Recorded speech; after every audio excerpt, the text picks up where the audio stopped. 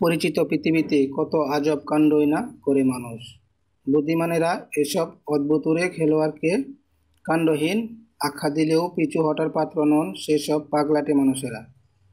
প্রতিনিয়ত বিশ্ববাসীকে অবাক করে দিতে হাজির হন তাদের কেউ কেউ।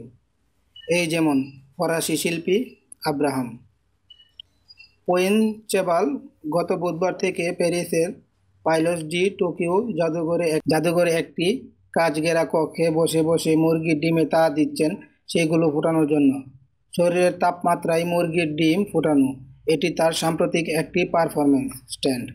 আগামী 21 থেকে 26 দিনের মধ্যেই তার শরীরের নিচে রক্ষিত 10টি ডিম ফুটে মুরগির ছানা বের হবে বলে বিশ্বাসী তিনি। পোয়েনচেবালের ভাষ্যমতে ডিম ফোটানোর পর সম্ভবত আমি মুরগি হয়ে যাব।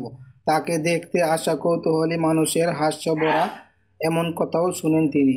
তবে এবারে নিজের ক্ষমতা প্রদর্শনের জন্য তিনি একটু সাবধানী ভূমিকা পালন করেছেন।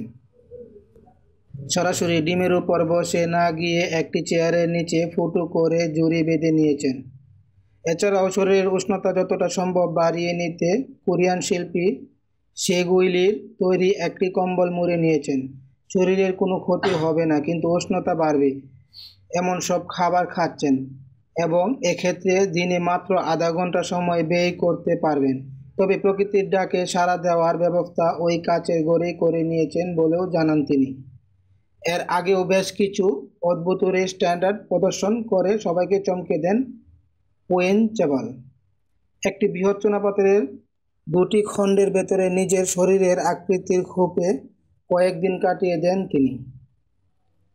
তারও আগে 2014 সালের এপ্রিলে প্যারিস জাদুঘরে রক্ষিত একটি খেলনা ভালুকের ভেতর তিনি প্রায় 2 সপ্তাহ ধরে অবস্থান করেন।